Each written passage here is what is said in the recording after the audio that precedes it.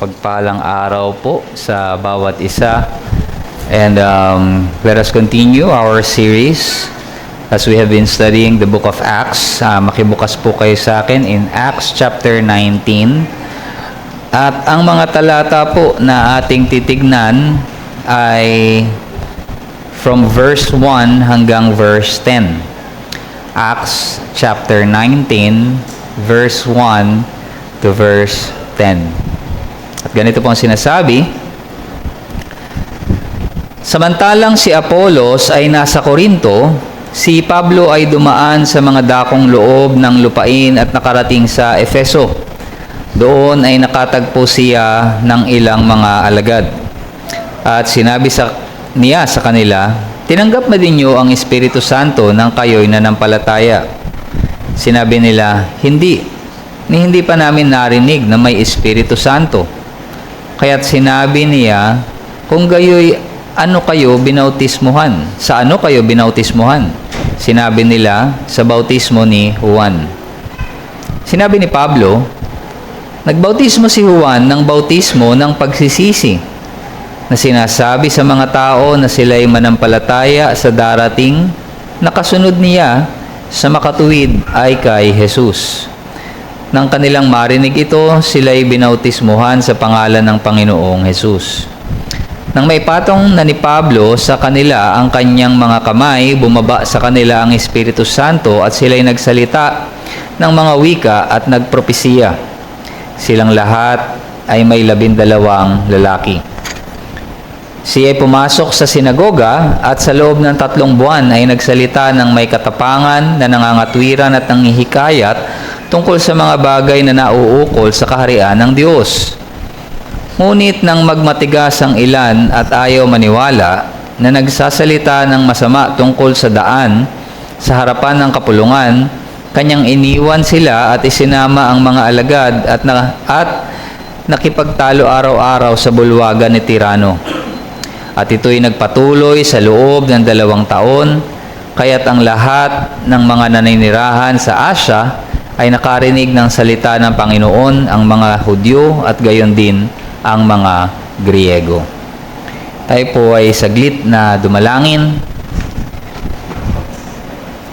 Aming Amang Diyos, sa umagang ito ay hinihingi nga po namin na Ikaw ang siyang patuloy na magbukas ng aming mga puso sa aming pagtanggap sa Ebanghelyo. Natunay nga na ang iyong banal na Espiritu ang siyang kumilos sa amin, O Diyos, at ipaunawa ang iyong mga salita, ipaunawa ang mga katotohanan na ito, at kami, Panginoon, ay lalong mas mapalapit, lalong maging mas kaakit-akit sa amin, ang aming Panginoong Yesus na sa amin ay nagligtas. Samahan mo kami, O Diyos, at Ikaw, Panginoon, ang aming inaasahan na patuloy na magbibigay sa amin ng karunungan. Ito po ang aming dalangin sa pangalan ng aming Panginoong Jesucristo. Amen. Amen. Amen. Noong late 1990s, mayroong isang babaeng nagngangalan na Rosaria Champagne Butterfield. At siya ay isang English professor at isang scholar at Syracuse University, at siya isang ateista, lesbian activist, and vocal proponent or opponent ng Christianity. Nilalabanan niya ang Kristyanismo sapagkat tinitignan niya na ang Bible, ang Biblia, para sa kanya, the Bible, inaral daw niya, it is oppressive. Kumbaga, ino-oppress, parang nang-aapi, na inaano yung mga tao, bini-brainwash. At ang mga Kristiyano na nagpapasailalim dito ay kulang sa karunungan. Intellectually deficient. Kumbaga, hindi ganun yung kanilang pangunawa, kaya nagpapailalim sila dito sa ganitong mga aral. Kaya para sa kanya, kailangan nilang ma-educate. Kailangan niyang maging outspoken against Christianity. And so, by all outward appearance, nire-reject niya ang gospel. Nire-reject niya ang ebanghelyo. And then may isang reformed na pastor na nagngangalan na Ken Smith. And then yung kanyang asawa, si Floy, they did something na kumbaga parang not ordinary. Hindi sila basta nakipag-engage sa kanya. Rather, ang ginawa nila ay ganito. In-invite nila etong si Butterfield sa kanilang bahay. They invited her, and what they offered was friendship. They offered hospitality. Nakinig sila, ano ba yung mga reasonings mo? Ano ba yung mga, bakit ka ganyan mag-isip? And over many months na ito ay nangyayari, binabasa nila, dinidiscuss nila yung Bible with her. And over time, slowly, ang salita ng Diyos, it began to challenge her assumption. Unti-unti na siyang na-expose na, ito ba yung, ganito ba yung view nyo? Ito ba yung truth na pinapangaral nyo? Ito yung nire-reject niya. And eventually, itong si Rosaria became convinced that Jesus really is who He claimed to be. Na kung sino si Jesus, na kung sino itong Jesus, historically speaking, na He is the risen Lord and Savior. And so she believed and was baptized, and of course, she began a new life in Christ. Pero yung kanyang conversion, syempre, it cost her deeply. Kasi she's leading organizations, kumbaga mataas na yung position niya dito sa school. So even yung career na kanyang binilt up ay bigla na lamang nawala dahil she no longer holds those principles. So it cost her sa kanyang mga previous commitments or understanding, now that she is embracing Christ of the Scripture. And somehow, makikita natin, itong kanyang istoryang ito, ay somehow, in a sense, ay kagaya nitong ilan na nandito sa Ephesus. They have a certain kind of knowledge about spiritual things, kagaya ni Rosaria. Akala niya alam na niya yung Bible, akala niya alam na niya kung naintindihan niya what Christianity is, but she doesn't have the full reality kung ano ang ebanghelyo. And so the same with these disciples na nakita ni Paul.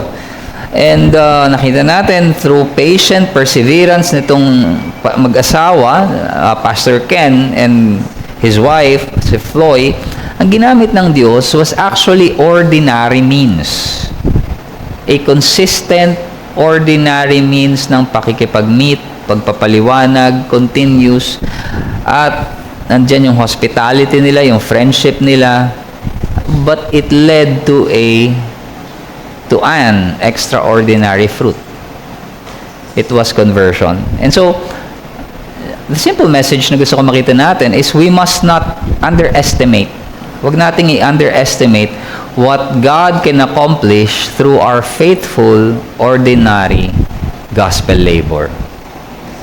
Yung mga bagay na maaaring maliliit, ordinaryo na ginagawa natin para sa ebanghelyo, let's not despise that. Maging tapat tayo dito sa mga maliliit na bagay na ito dahil minsan ito ang ginagamit ng Diyos. And we are going to take a look at our passage in 3 sections. But the first one is the gospel received. So nakita natin, nung ating huling pag-aaral, nakita natin we are introduced with Apollos. Umalis si Pablo sa Ephesus. Ang sabi ng mga taga-Ephesus, stay much longer. Ang sabi ni Paul, I can't. Kailangan niya pumunta sa Jerusalem to perform a vow. At umalis siya doon, pero hindi nakasalalay ang ministeryo kay Pablo. Nakita natin, ang Diyos mismo nagpadala muli ng isang manggagawa sa person ni Apollos, at pagdating doon siya ay nangaral boldly and powerfully, ginagamit ng Diyos, pero parang may kulang. So nandun si Priscilla and Aquila na lalo siyang itinama, tinuruan, nag-grow, and he became more and more efficient sa kanyang paglilingkod. And later on, as he was encouraging the church in Ephesus, nagkaroon siya ng desire na gusto ko rin pumunta ng Achaia. Gusto ko mapuntahan yung church doon, sabi ni Apollos. And so, the church in Ephesus encouraged him, binigyan siya ng sulat. And so, ngayon, si Apollos, ang sabi dyan, ay nandito na sa Corinth. So while Apollos was at Corinth, ngayon, ito naman si Pablo, bumalik. Now, it is time na bumalik na siya sa Ephesus. Ang sabi dyan, Paul passed through the inland country and came to Ephesus. Ang sabi ni Pablo kasi sa mga taga-Ephesus, if the Lord wills, I will return. And so, sa kalooban nga ng Diyos, siya ay bumalik ngayon dito sa Efeso. And now, when he came back, ang sabi dyan, there, he found some disciples. Nakita niya, he met itong mga alagad na ito. And now, it would seem at first reading na maaaring isipin kagad natin na ito ay mga kapwa mananampalataya, alagad, brothers in the church. But as we follow the passage, it will help us understand kung sino yung exact identity ng mga disciples na ito. Well, they're disciples, that's true.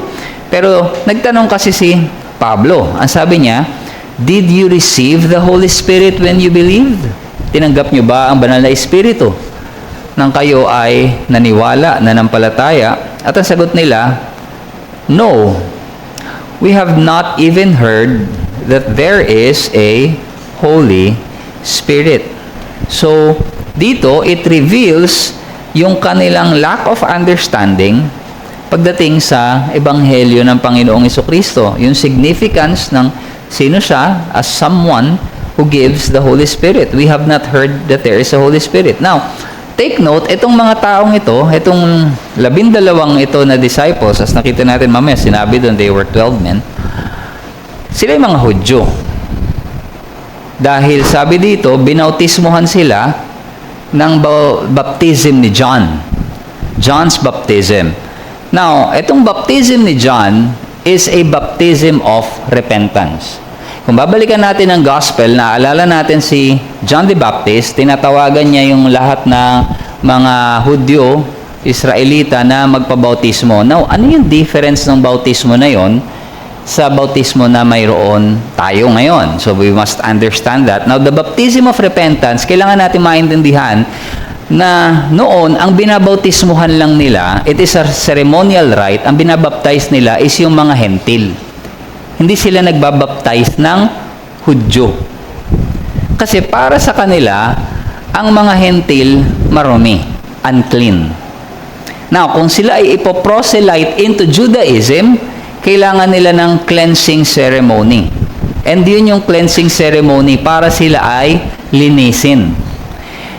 So, ito yung ginagawa ng mga Pharisees, ng mga Sadducees, kapag ka sila ng mga proselyte na mga Gentiles, mga hindi Hudyo. But then all of a sudden, John the Baptist, a prophet of God, dumating at tinawagan niya ang lahat na magbautismo kahit ang mga Hudyo. At ito ang kanyang sinasabi, it is a baptism of repentance. Parang sinasabi niya, hindi lamang hindi lang marumi, kayo din.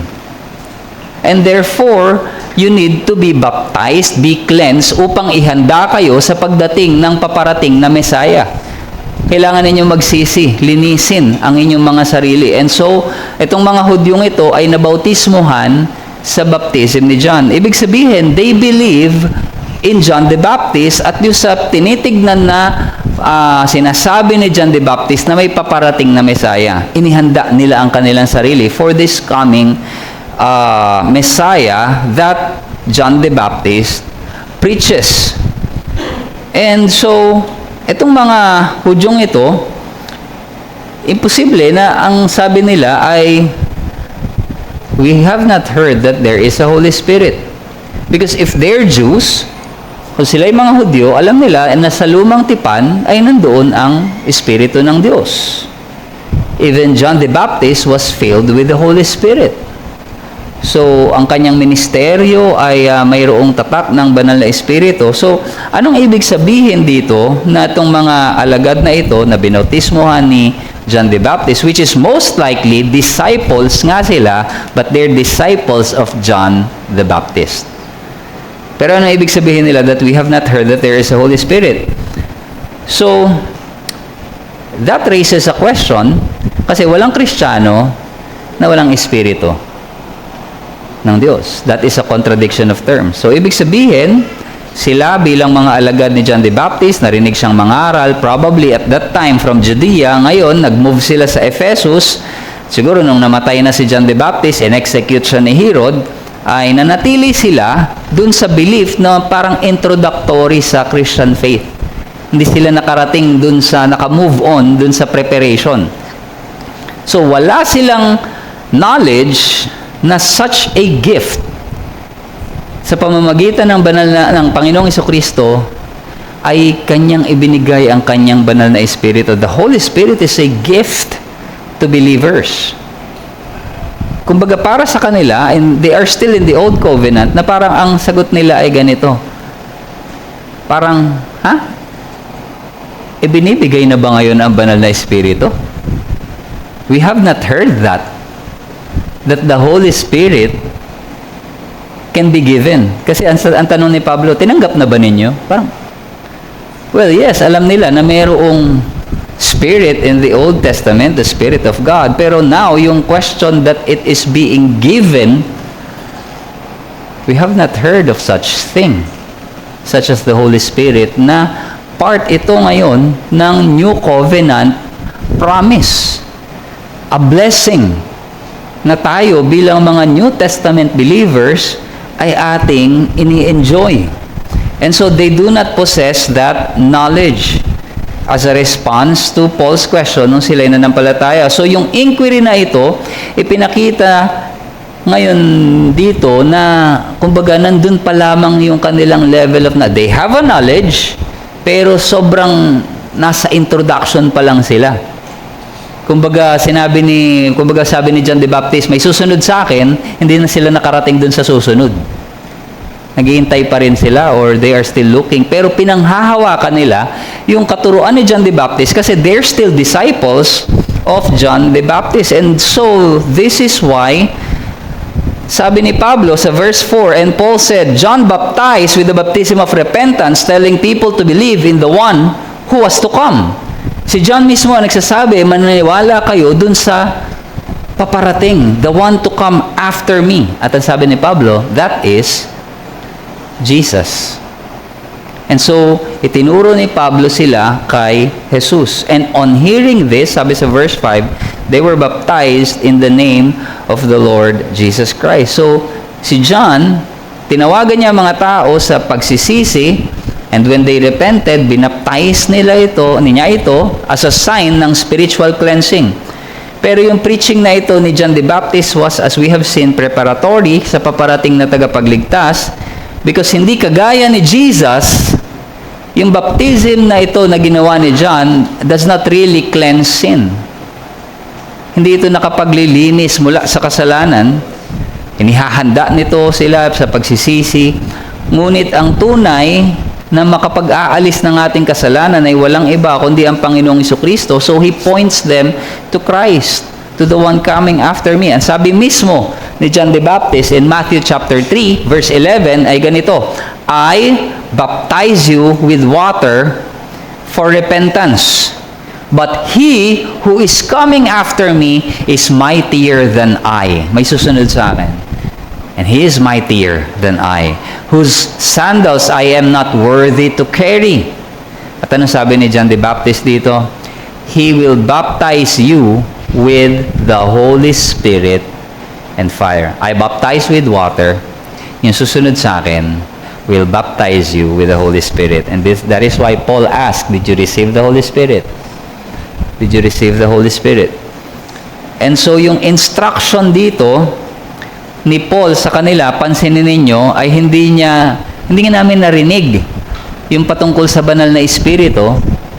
So rather than si Paul ay mag-focus dito, pansinin ninyo, itinuro ni Paul sila kay Christ, kay Jesus. Why? Because it is Jesus who baptizes with the Holy Spirit. Si Jesus ang magbabaptize in the Holy Spirit. And so, He explained to them the person of Christ, the one who came after John. At dahil sila nga ay mga disipulo ni Juan Bautista, at alam nitong si Juan Bautista prepared the way of the Lord Jesus, na ipaliwanag ni Pablo ng malinaw sa kanila kung ano ang ebanghelyo, and so they believed in Him. They received the gospel. Tinanggap nila ang ebanghelyo. They were then baptized in the name of the Lord Jesus.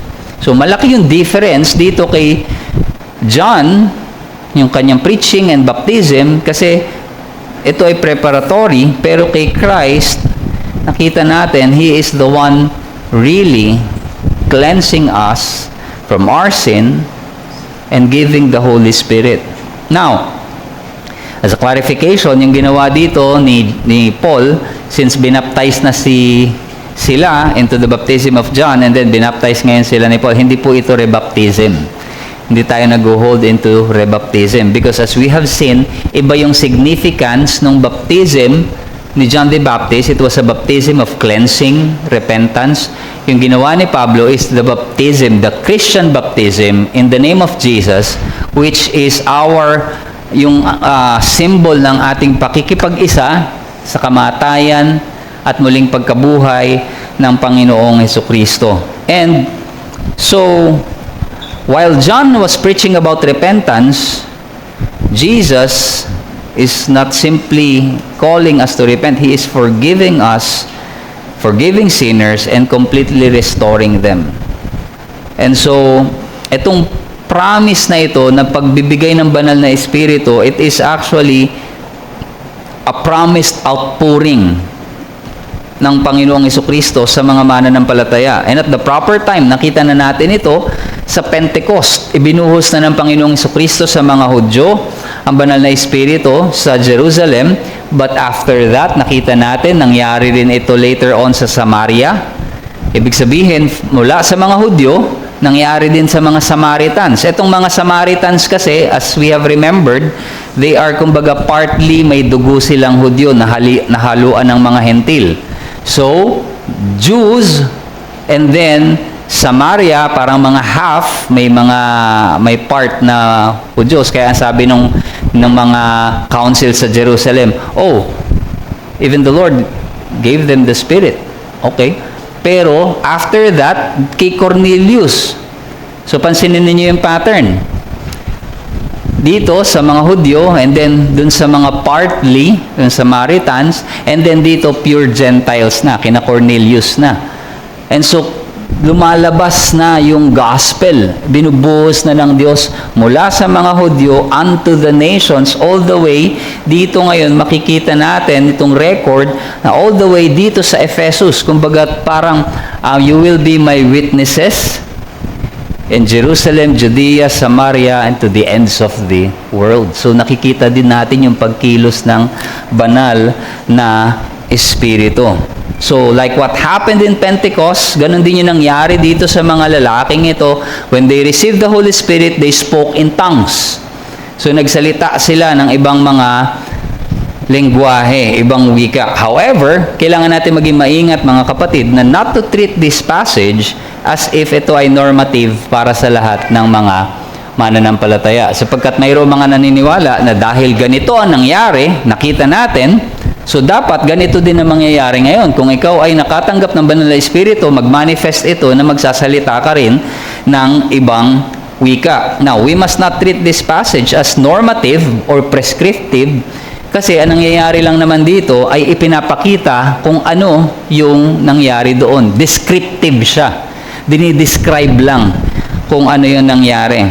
So, not necessarily na kinakailangan na lahat ng mananampalataya ay magsalita sa ibang wika sapagkat ang aklat ng Acts, ang aklat ng mga gawa ay napakaraming unique and significant moments na in-unfold yung pangako ng Panginoong Hesukristo sa kanyang pagbuhos ng banal na Espiritu. And so therefore, this is not an automatic na dapat mangyari or requirement para sa isang Kristiyano. It just tells us, ang main point dito, ng passage, is tinanggap nila ang banal na Espiritu.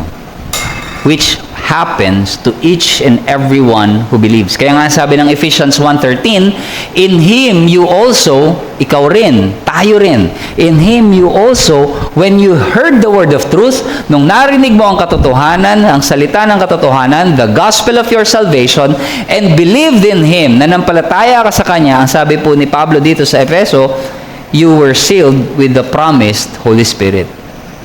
When you believed, if you believed, nasa iyo ang banal na Espiritu. At itong mga taong ito itong mga disciples na ito, tinanggap nila ang banal na Espiritu, binuksan nila ang kanilang puso sa Ebanghelyo, bagamat kulang ang kanilang pangunawa nung una, they were willing to be corrected and taught. So yung kanilang pagtugon demonstrates there's a difference between ignorance that is willing to be corrected and unbelief na tumatanggi may tama. Magkaiba yung I don't know sa I don't want to know. There's a difference. So, the first thing na gusto natin makita, mga kapatid, is that true faith, ang tunay na pananampalataya, receives the truth about Christ when it is made known. Kapag ito ay ipinahayag, tinatanggap ito ng tunay na pananampalataya. Sapagkat ang isang tao, maaaring mayroong kulang siya sa pagkaunawa sa Christianity, sa Kristyanismo, pero kinakailangan lang niya ng pagtuturo, pagtatama. And so the answer is, huwag nating iwanan ng mga taong ganito na makikita natin that they are somehow ignorant in some aspects of their belief. Rather, let's teach them in the fullness of Christ. So, hindi nakasalalay ang Christian faith sa ating sariling pangunawa. It is faith in the revealed Word of God. Hindi maaari yung, minsan may maririnig tayo, basta para sa akin, ang Diyos ay ganito. Well, we must correct that. Ang mga taong ito, nakita natin, itong mga alagad na ito ni Juan, they receive the message of John, pero hindi dun natapos. It was intended dapat na dalhin sila kay Kristo. Kaya nung sila ay dinala sa katotohanan ni Kristo, they believe. And so, it applies to us na huwag tayong masatisfy with our incomplete knowledge of Christ. Sapagkat marami, ang marahil ay matagal na nasa loob ng mga Christian circles, lumaki na sa Christianity, they know Bible stories, they know who Jesus is, they have attended church, maaaring alam nila yung iba't ibang Christian terminology, but knowing about Christianity is not the same as knowing Christ. That's two different things. Knowing about Christianity and knowing Christ. Magkaiba po ang dalawang ito. So, itong mga disciples na nakita natin dito, maaari na nawa ay ganito din yung ating maging tugon. To be teachable. Kapag itinatama, dumarating sa atin ang katotohanan ng salita ng Diyos. But then also, later on, nakita natin si Apostle Paul, again, while the gospel has been accepted, pero nagkaroon pa rin ng opposition. The gospel also was rejected. Sabi nga sa verse 8, and he entered the synagogue, and for 3 months he spoke boldly, reasoning and persuading them about the kingdom of God. So, this is possible na yung pagdating niya sa Ephesus, as we have all known, ito yung laging pattern ni Paul, go to the synagogue. So, yung pag-meet niya dun sa 12 na mga disciples, maaaring kasabay ito.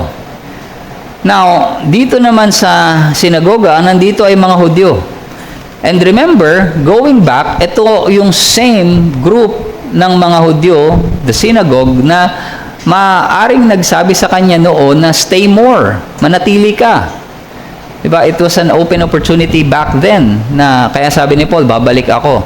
So, bumalik nga siya, and madalas nakikita natin na mabilis itong mga Hudyong ito na sa iba't ibang lugar pinipersecute, ino-oppose kagad si Paul, nire-reject. But dito makikita natin, nagkaroon siya ng mahaba-habang panahon na sa loob ng 3 buwan, ang sabi dyan, he is reasoning, persuading them about the kingdom of God. That's 3 months. That was 3 months of time na ibinigay kay Paul na siya mangaral ng tapat. And so, tinanggap ng mga Hudyong ito, ang tinanggap nila, imagine, was faithful exposition of the gospel ng Panginoong Jesucristo in a span of 3 months. Carefully, itong si Pablo, reasoning, proving from Scripture kung sino ang Panginoong Jesucristo, na siya ang Mesiyas. So, madalit salita, they were exposed sa faithful preaching ni Apostle Paul when it comes to the gospel. Sa loob ng 3 months. And yet, ang sabi sa atin ni Lucas, He tells us in verse 19 na ang ilan sa kanila, some became stubborn and continued in their unbelief, and later on siniraan na nila yung way. O ito yung tawag doon sa mga mananampalataya at that time, speaking evil of the way before the congregation. So, kung titignan natin, we may assume na dahil ang isang tao naririnig ang ebanghelyo ng paulit-ulit, faithfully being explain, na ipapaliwanag sa kanila, they will eventually believe. Pero hindi tayo pinapayagan ng salita ng Diyos na ganito ang isipin. Pansinin ninyo, ang mga Hudyo in our passage was actually hearing the truth. Pero hindi nila ito tinatanggap. They became stubborn, ang sabi dyan, and continued in their unbelief. In that span of 3 months of faithful exposition of the gospel ni Apostle Paul, tinigasan nila ang kanilang puso. And the scripture warns us against this kind of attitude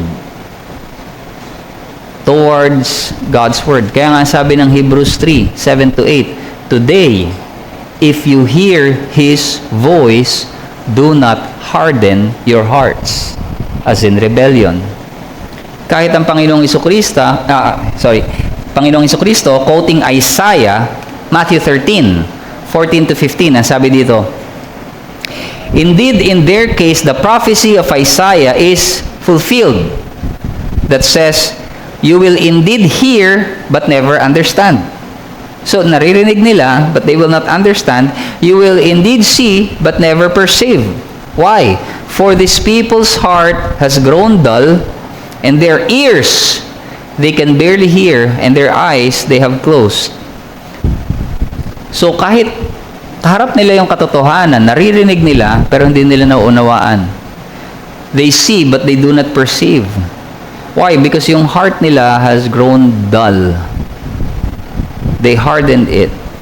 Kaya, nagbibigay ng warning sa atin ang kasulatan of this danger ng unbelief and hardening, yung pagpamamatigas ng puso. In Hebrews 3, again, 12-13, ang sabi dyan na warning ng sumulat ng Hebreo, take care, brothers, lest there be in any of you an evil, unbelieving heart, leading you to fall away from the living God. But exhort one another every day, as long as it is called today, that none of you may be hardened by the deceitfulness of sin.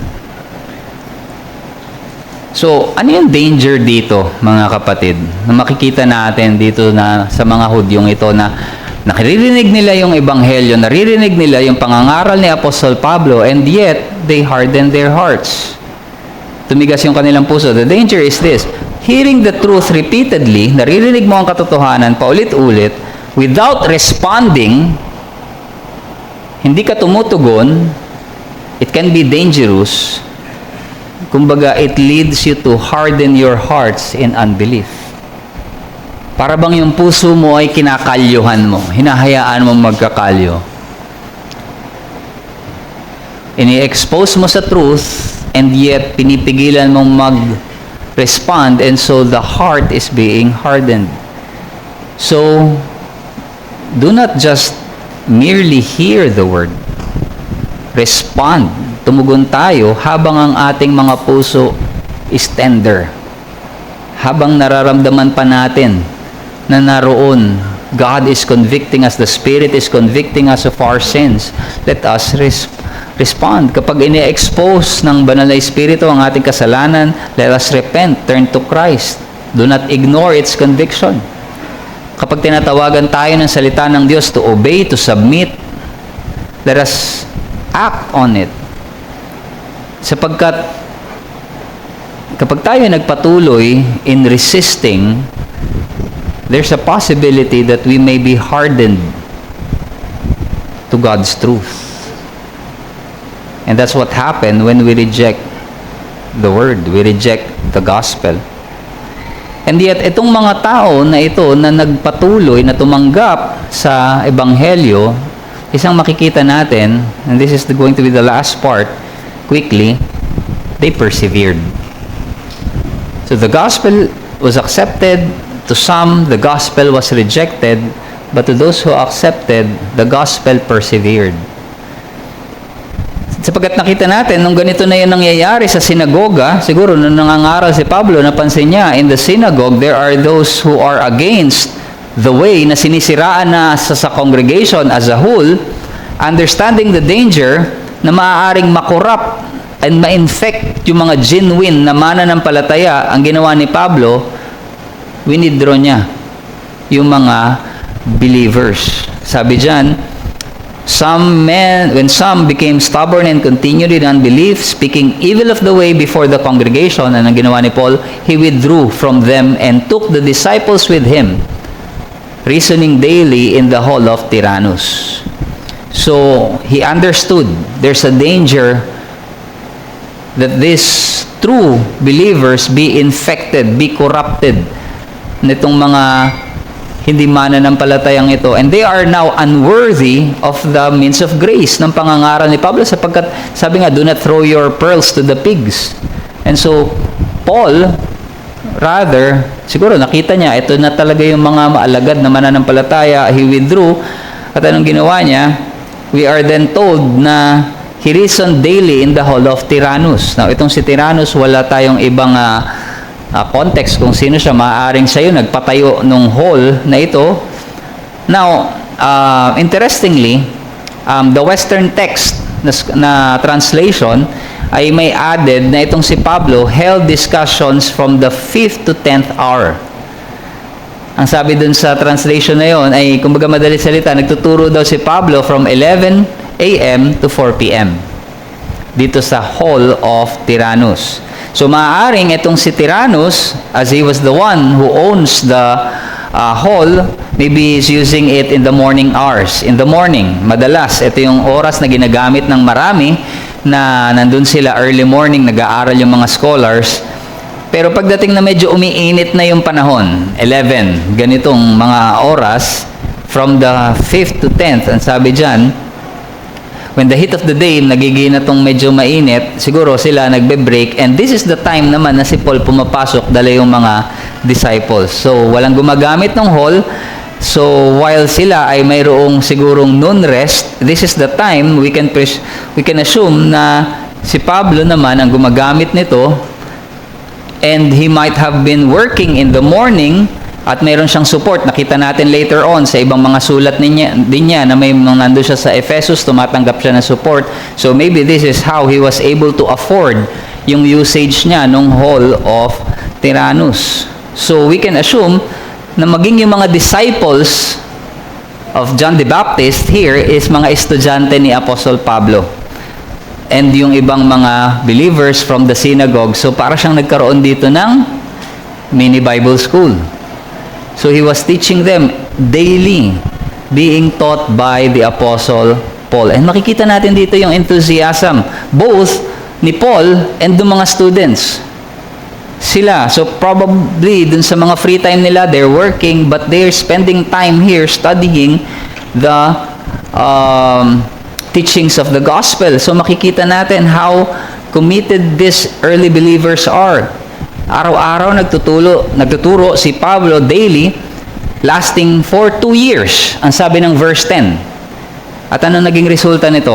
All the residents of Asia heard the word of the Lord. Kumalat. Kasi probably, later on, itong mga alagad na ito became pastors do sa mga developing congregations dito sa Asia Minor. So, ano yung point na makikita natin dito? We must faithfully persevere in the Word. Patuloy tayo matyagang mag-persevere sa salita ng Diyos at magtiwala tayo sa Kanya, as we have seen, trusting God to use our continued labor to produce fruitful results. So, persevere faithfully in the Word. Kahit na parang mabagal or difficult yung gawain, let us continue learning, growing under the faithful teaching of God's Word. Manatili tayo na naglilingkod, laboring in the ministry, at nagtitiwala na ang Diyos ang siyang magbibigay ng bunga in His appointed time. And again, do not despise the ordinary means of grace. Do not take for granted itong mga maliliit, daily, ordinary means of grace that God has given us. Kagaya ni Pablo, araw-araw lamang niyang tinuruan. Itong mga disciples na ito, every day, daily. That's an ordinary ministry. Ordinary ministry of the Word. Pero ano naging resulta? It spread. Sabi dito, lahat ng buong Asia at that time, naabot ng salita ng Diyos. Why? Because they were consistent into this ordinary task. So in the same way, do not despise kahit yung daily reading of scriptures, daily prayer natin, itong gathered worship, preaching, fellowship with God's people. Itong mga bagay na to, it may seem ordinary. But if we are consistent with this, ang Diyos ang magbibigay ng bunga. Let us persevere and trust that God is working. Kahit hindi pa natin nakikita, kaagad ang bungang ito. We may not see the fruit right away. Pero kapag tayo ay faithful in God's time. Kagaya ng istorya ni George Mueller. Si George Mueller, noong 1844, may pinag-pray siyang 5 tao. 5 tao, ikinumit niya yung sarili niya to pray for the conversion of 5 people. Araw-araw niyang pinagpe-pray without interruption. And yung first was converted after 18 months. Na-convert after 18 months. And then yung pangalawa was converted after 5 years. Imagine, ganun siya katagal na nagpe-pray. And then yung pangatlo, 6th year. Now, 2 yung natitira na lang. So, pinanalangin niya to, decades na yung lumipas, even nung malapit na siyang mamatay at the end of his life, he was still praying for them. So, madali salita, he prayed for them for more than 50 years nung namatay siya, 1898. So, he died. 3 lang yung nakita niya na conversion. Pero hindi doon natapos eh. According to the account, yung 2 yon became Christian 1897. Ibig sabihin na naging Christian na sila after na nung death ni Mueller. Hindi na niya nakita yung bunga na yon. But it happened at God's time. 52 years after he began praying for them, tsaka lamang nandun yung bunga. And so, minsan natitempt tayo to think about or i-measure ang ministry sa mga bagay na nakikita natin. Gaano ba karami ang tumugon? How much yung bang nabago? Ano yung produkto ng labor natin? Pero dito sa Acts 19, nakita natin, our responsibility is also faithfulness because the fruit belongs to God. Do not despise ordinary means of grace. Maaring hindi natin makita yung bunga kagad, but that faithfulness na ipinakita ni Apostle Paul when they persevere with the early church, it bore fruit as you have seen. And so, let us persevere in the Word, maging faithful tayo in our labor, and trust God with the fruit. Kasi it is God who will accomplish extraordinary things through our ordinary faithfulness. Tayo po'y manalangin. Tunay nga, aming Diyos, kami ay namamangha sa iyong soberanong kalooban, sa pagkilos ng iyong banal na Espiritu, Panginoon, lalong-lalo na pagdating sa Ebanghelyo. Maaring ang ilan ito ay tinatanggihan, patuloy na pinagmamatigas ang kanilang mga puso. Ngunit mayroong mga tumatanggap nito sa iyong biyaya, binubuksan ng kanilang mga puso. At nagpapatuloy, and as we have seen, ay nagiging tapat, Panginoon, upang magbunga sa iyong kaharian. Aming dalangin na nawa kami ay matagpuan na kagaya ng mga alagad na ito, O Diyos, na patuloy na binubuksan ang aming sarili sa paglago at patuloy, Panginoon, na pagtuturo ng iyong Espiritu sa amin mula sa iyong salita. Ngunit kung mayroon man dito, Panginoon, ang mga puso na patuloy na nagmamatigas sa iyo, dalangin namin, ikaw ang humipo sa kanila. Ikaw ang kumilos sa kanilang mga puso, Panginoon. Ikaw, Panginoon, ang siyang maglapit sa kanila sa iyo. Mabuksan ang kanilang mga mata, ang kanilang mga pandinig. Marinig, Panginoon, ang panawagan ng Ebanghelyo, tumugon dito. Salamat sa iyong salita, O Diyos, na amin napakinggan sa aming kalagitnaan ngayon. Ikaw ang mapapurihan at maluwalhati sa pangalan ng aming Panginoong Hesus. Amen.